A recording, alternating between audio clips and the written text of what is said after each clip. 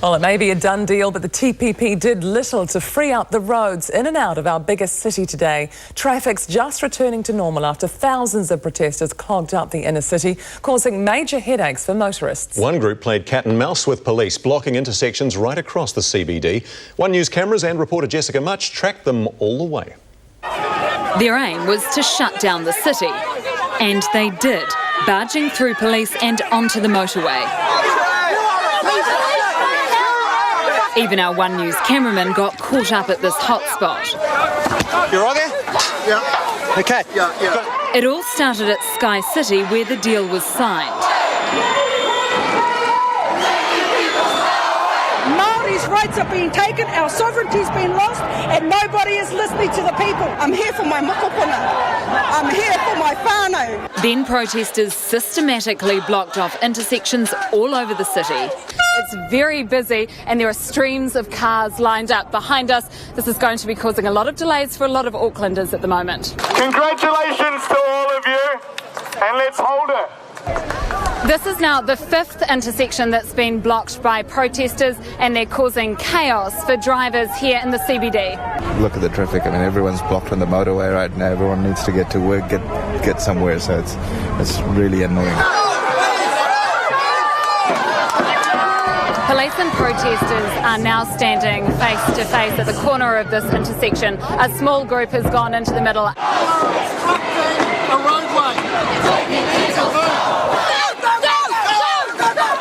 There's several hundred people on the move, and it looks like we're heading for another intersection to block that as well. They continued to zigzag through the CBD. We're now walking down towards Queen Street. This is, I guess, the biggest intersection. So the groups seem to have broken up. Now that we've been at Queen Street for a while, maybe we should go back up and support our people up there. We're on the move. After hours on the go, it ended where it all began. The deal may be signed, but protesters want to make sure their voice is heard. They say it's not over yet. Jessica Much, One News. It's not over yet, say the protesters. All right, going back to Corin, is there any possibility this opposition could derail the deal? Well, maybe in the US Congress opposition, but I don't think it will here. John Key's made it very clear he's going to go ahead with the signing. And look, Simon, it was like a parallel universe inside the Sky City Convention Centre today to what we saw out on the streets. It was a real sense of achievement amongst those trade negotiators. They'd been working on it for 5 years, this deal, 16,000 pages of this deal. So they erupted in applause and cheers when it was finally announced. It's my great pleasure to announce that the Trans-Pacific Partnership has been formally signed. The biggest free trade deal the world's seen in 20 years, finally confirmed in writing. After more than 5 years of negotiation, we are honoured to be able to formalise our collective agreement of TPP. The job now is for these 12 ministers to get their governments and their people to buy the deal. They have 2 years to do that, or it's back to the drawing board. It will be submitted to our Congress. I can predict robust democratic discussion of this treaty because it has generated a great deal of interest. The deal that has been signed here today wouldn't have been possible if it wasn't for the work of New Zealand trade negotiators over the last 15 years or so. That's because the TPP was born out of a very small trade deal involving New Zealand, Chile, Brunei and Singapore. Over the years, the other countries have jumped on board, in particular the United States and Japan, making the TPP one of the biggest trade blocs that has ever been signed. It's a really important day for New Zealand. Many Kiwis clearly don't agree, including local iwi who refused to help with a porphyry today that was unusually small. I think it's pretty clear New Zealanders are now quite divided over the TPPA. Part of that is the government hasn't explained to them about the TPPA. They're just ramming it down their throats. Some of those people absolutely are into protests and they turn up to any particular thing. It won't matter whether it's mixed ownership model, it won't matter whether it's mining. The US trade representative insists there's nothing to fear. What would you say to the protesters and those who oppose this deal, some of those who are outside today, who fear that this will give too much power to US corporations and that they may be able to sue governments like New Zealand? What is your message to them? My message is that this is a historic agreement, and that's why this agreement goes further than any agreement before in terms of raising the standards adding additional procedural and substantive safeguards, closing loopholes. But that's unlikely to be enough for opponents, who will now turn their attention to Parliament, where the newly signed TPP text will start being debated on Tuesday. All right, it is signed, it is done, but there's still plenty of debate to go on this. Is that the signatories have got to go down to the process of putting into action the ratification and so on. That's right, Simon. We have to remember there's still arguably 2 years of this to go, because each country has to go away and has to get the approval of their parliaments, their Congress, whatever it may be. There could be hiccups with the US Congress if it doesn't make it through. Canada, for example, with the new government, is sounding a bit iffy on it as well, so there is still quite a lot of water under the bridge to go. All the protests we've seen, though, why has the government failed to convince so many people? Well, John Key argues he has, won the arguments and convinced people, but clearly he hasn't, because it was a big turnout today. He will say he is not rattled by that in any particular way. But look, as I said before, any government that sees a big protest like that has got to take some stock. I think what we'll see in the future with these types of trade deals is more effort to try and remove some of that secrecy around them, more transparency, less of that secrecy, and more effort, at least, to try and convince New Zealanders of the merits of this deal. Thanks very much for the analysis, Corin. Oh, the running protests included a noisy march down Auckland's Queen Street. Several thousand people making their voices heard. Paul Hobbs was there. It couldn't be more direct, a challenge to the government to quit the TPP. It's a bunch of spin doctoring and myths that we've been fed on this agreement. The purpose of today is to send a message to a government that has deaf ears.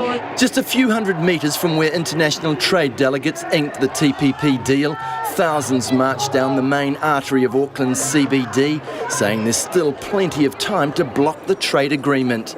Chant that you're listening to in the background right now, ka whawhai tonu tātou, ake, we will fight on and on forever. It is never too late. The horse hasn't gone anywhere. The signing is purely symbolic. TPP! Organisers promised a passionate protest, all ages pushing their message. TPP! There was a distinct Māori presence at the demonstration. Come from Tauranga.